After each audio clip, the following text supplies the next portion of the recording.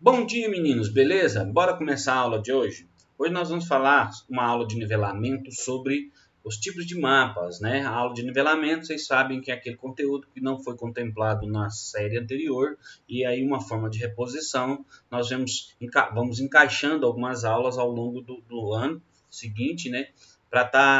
Não, que vocês não percam tanto conteúdo, até porque em função da pandemia isso foi um pouco prejudicado, certo?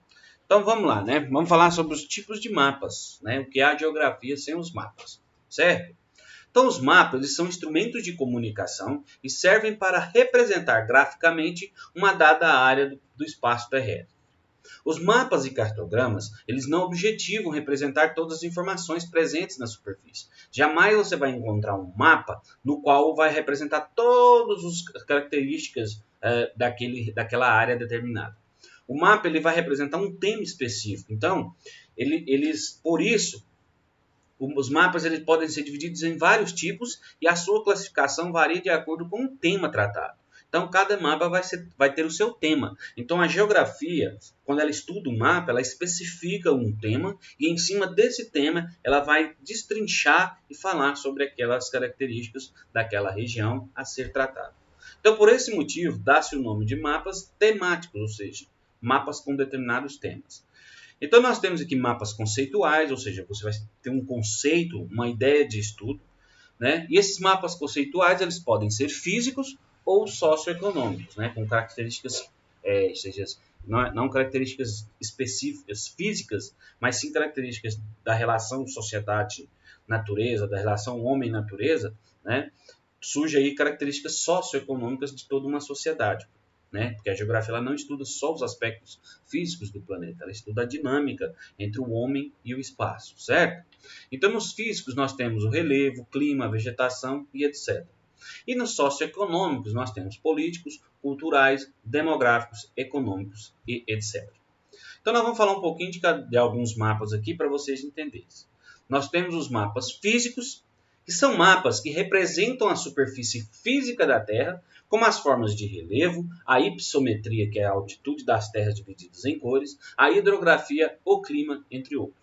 Nesse mapa aqui ficou bem claro, né, o relevo e a hidrografia. Então é um mapa no qual mostra os aspectos físicos, né, daquela área a ser estudada. No caso aqui o nosso lindo e maravilhoso Brasil, certo? Nós temos também mapas econômicos, né? Que são mapas que representam a produção do espaço econômico, isto é, as atividades econômicas de uma determinada área, bem como a distribuição de dados estatísticos, por exemplo, a receita financeira dos estados brasileiros, o índice de população economicamente ativa de uma região, que é a chamada IPEA, né? Muito falado nos jornais, beleza?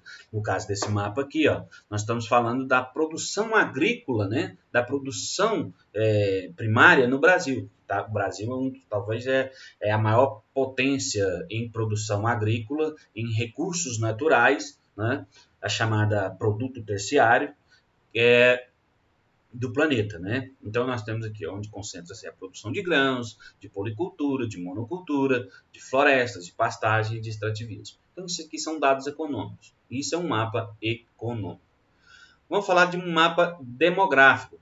O demográfico, gente, trata-se da representação espacial das populações, como índices populacionais, taxas de analfabetismo, migrações e etc. Então, vai falar dos aspectos populacionais. No caso aqui, ele está falando, né, da concentração de telespectadores por regiões da Globo, certo?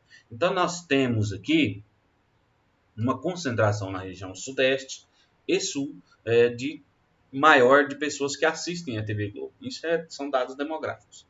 Beleza?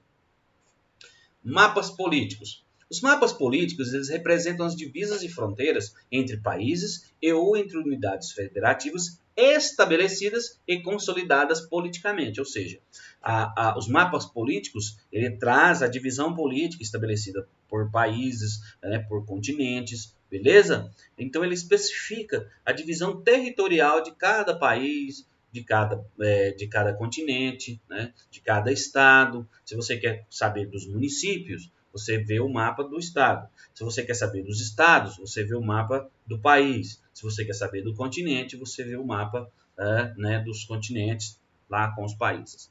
Beleza? Então, mapas políticos representam as divisões políticas estabelecidas entre as unidades, certo?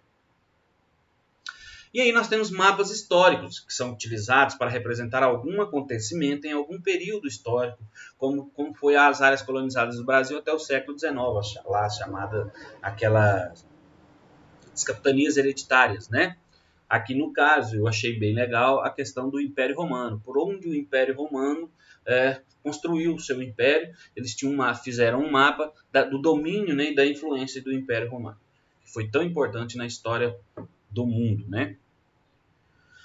E aí nós temos os mapas estilizados. Mais recentemente, esse tipo de mapa foi criado. E não são mapas que há uma representação fiel das proporções das diferentes áreas do espaço geográfico. Ele altera a sua forma conforme a informação que você quer estudar, né? Um exemplo desse tipo é a projeção de anamorfose. Então, esse mapa aqui, especificamente, ele fala da quantidade populacional no planeta. E aí nós vamos falar quais são os países que mais possuem população? China, Índia, Brasil, Estados Unidos e Nigéria. Então, e Japão, né? Então, se você observar aqui, certo? Inclusive, se você dá uma olhadinha também na Europa, a Europa, por densidade populacional, ela é grande, né? Ela tem muita gente. Então, comparado à América, comparado à África, a Europa é grande. Mas o que traz bem destaque aqui é a China e a Índia, né? Os Estados Unidos e o Brasil. Se você observar, o Brasil quase que engole o restante da América. Porque o Brasil sozinho tem a população quase que de todo o restante da América, certo? Então, quanto mais gente, maior é o país na proporção da anamorfose. Ela dá destaque ao tema a ser estudado, no qual aquele país ou aquele continente ele possui o destaque daquele tema. No caso aqui é a densidade populacional, a quantidade de população. Então esses países eles vão ser maior proporcionalmente aos outros, certo? Então esse é alguns mapas que eu mostrei aqui para vocês. Nós temos as atividades, são perguntas com gabaritos, né? Só façam, mandem um gabarito para mim, tá bom? Então, espero que vocês tenham conhecido e entendido um pouco sobre esses mapas, os tipos de mapas, tá? Para estar um pouquinho aí na mente de vocês e aprender um pouco desse conteúdo tão interessante e tão rico em informações que são os mapas de geografia, tá bom? Um beijo, um abraço e até a próxima aula. Fiquem com Deus, ok?